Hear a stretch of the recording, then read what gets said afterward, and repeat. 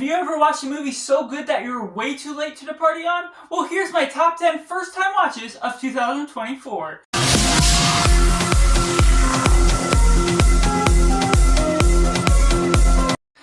Welcome to Cinema, where we focus on a film. I'm Josh, this is Simply Cinema. Let me know how it comes. So, what were your first time watches of 2024? I'm not including any 2024 releases because that's going to be its own list, and not including any 2023 releases because most of those were more toward the first half of the year, acting as catch-up for my rankings for that. And out of those, I managed to watch 211 first-time watches, not including those years. And so, we're going into number 10, we got Glengarry, one that I was not expecting. The way it's something I wouldn't necessarily take interest in. It's a somewhat old-timey piece. It's released in 1997. It has a stat cast, and it's mostly a dialogue-heavy piece, going about these phone calls, salesmen trying to make their rep and sales, worrying about whether they're going to get fired from the company or not. It takes place over a 2-day span. There's Al Pacino, Jack Lemmon, that I was first introduced possibly within this one, that I love him and want to see more from his films. And we get Kevin Spacey, who I'm always familiar with, Al Arkin, and so much more that I'm just in love with this male cast that is really building upon the dialogue, the tension, not necessarily adding in this ambience of music, this elevation of other outsiding pieces of evidence that really heightens the experience. Yes, it's not necessarily one set location. There's certain places where they go to sell different things, certain elements where they have to question, have to have certain lies or deception, trying to figure out how to keep their job, whether things are going to go about in a good manner, whether the company is going to stay afloat, who's going to get cut, who is going to stay. So just the way they drive the tension, having Alec Baldwin as the head force of deciding everything that's going about, just the way they balance in this cast. Some of the scenes definitely might have been improvised by the way it comes off, but just the acting is just stellar in the performances. Everything just works well in this dialogue-heavy piece that captivates your attention all the way through. And at number 9, we have Mad Max Fury Road, an action piece I should have seen years ago, and I watched all of the Mad Max films for the first time, but this is my favorite of them, including over Furiosa.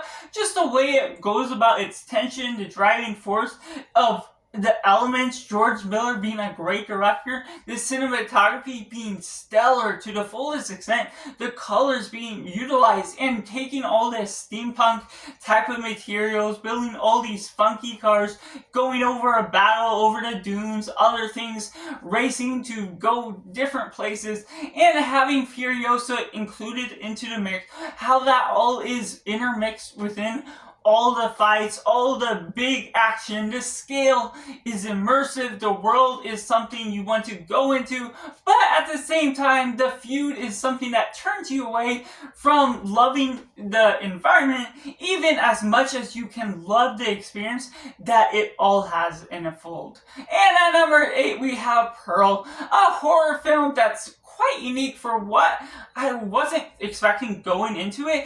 Maya Goth giving an excellent performance under the direction of Ty West, going sort of into this romance tale here and there, but taking on the ties of Psycho and blending in other things along the mix of that, knowing that it's a prequel to X, which of course I saw X before, but it's just a build up to all the tension, the rising stakes, the elements, not knowing when Pearl will snap, who she becomes, and knowing who she becomes is more of the terrifying factor to begin with, which really elevates the tension, the scenery, the ambience of the music, how all the components intermix together, making this wonderful piece that's almost old-fashioned by the style, by the look of what it goes on, having some dramatic action pieces and elements that really take the horror level to something that I did not expect to really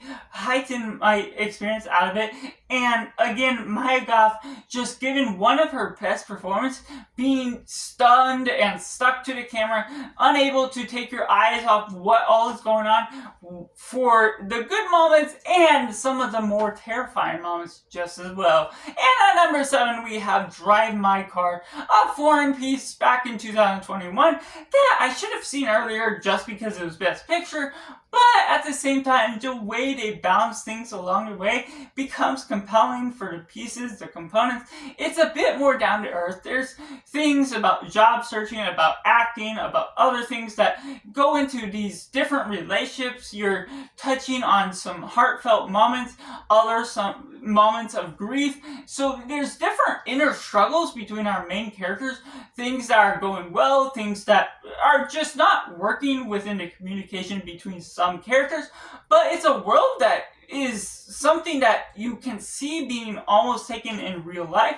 and at the same time, the car component, how that works into the becomes iconic almost just by the color usage, the bright red, being able to recognize it amongst everything else, and utilizing that piece almost as a character to some extent, being able to build life into all the characters, all the environment, and the job work as a whole. Not necessarily always doing the best work, but being able to make the best with what you're doing, and the outcome of all these different circumstances goes about different ways that doesn't bring about huge twists or anything, but its simple nature pulls you into something that's soft and melancholic. And at number 6, we have Godzilla 1954, the original that I need to see more of the original Japanese versions of Godzilla film, but having seen this before, what we got out of the American pieces that we've gotten recently, this one is just sets a standard to what we get today. It's great for the mechanics of all the moving parts, the miniatures, everything that they do for the upscale. The techniques that are utilized are definitely impressive for the time it was made. Godzilla doesn't look perfect. He doesn't look the most terrifying, but for the scale at that time, what it's all pulling off looks impressive still because of how they pulled certain things off. The scale, yes, can be awkward walking, how things go about, but they still take on this technical scale that's quite impressive in what they utilize with the landscape, the scale, other things that build you into the immersion, making you feel it's almost real by the way they make Godzilla look as tall as he does. So just the way it takes on its own scope is something that's, of course, being a classic, one that needs to be studied upon for its own idea. And I understand more and more why this has led on to so many sequels, so many other things that becomes an inspiration, becomes a classic for its own worth, and creates that iconic look at what we fear as the Godzilla character. Before I go into my top 5, make sure to comment down below your top 10 first time watches of 2024. Let me know your recommendations, other things that are underappreciated, things that I may have missed that I may need to explore in 2025. That's what this video is all about, is spreading the news of all these different movies that we may have missed that are just iconic and ones that we just need to check off our watch list or add to our watch list for the very first time. So going into number 5, we have Silver Linings Playbook.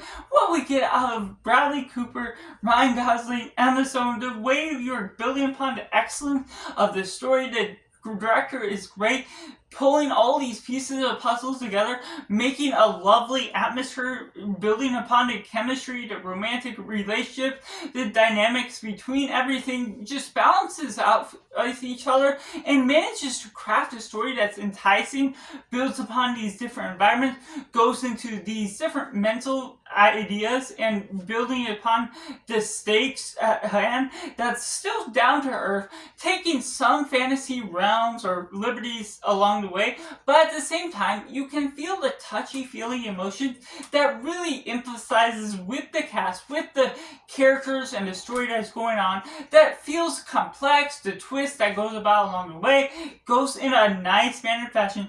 Great lighting, cinematography, the build up to certain events, the elements that really tackles the character traits as a whole, just makes this one to be memorable, something that I may rewatch each and every February around Valentine's time. It is something that I watched back in February and still being able to remember it as that lighthearted, warm feeling feel that also has the moments of grief that you feel along the way. And at number 4 we have Midsommar, one from Ari Aster. I finally watched as one of my favorite directors.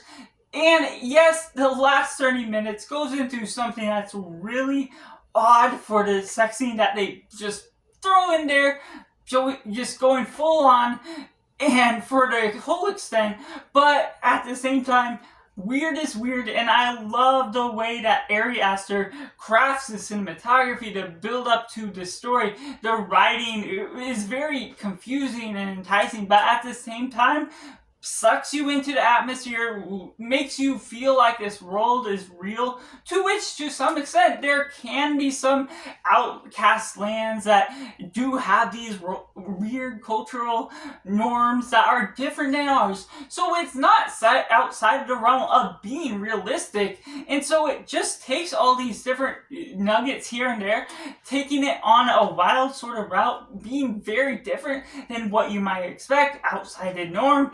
And that's something I enjoy within what Ari Aster continues to do with his work, but within this one especially, feels the most outside of what he has done before, sort of going about different ways, illusions that aren't always quite there.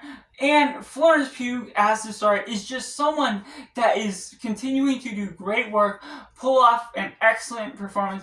The use of flowers, or the landscape and scale of the film as a whole, feeling trapped in this outside of society location, is something that's prominent within this film, making you feel immersed and trapped within the world itself. And so that's what is something that makes it stand out that much more, even if it's one of the lesser of Ari Aster's film. It's still one that's prominent even among his 3 works that he's done already. And at number 3, we have Marcel the Shelle with Shoes On, an A24 film that is not what I expected. It's more simple, more toned down than all their weird oddities. And that's not to say this isn't a weird way of building upon a concept. It's an animated short that sort of goes about this film that feels longer than it should be, but at the same time, you're immersed into what is going on screen.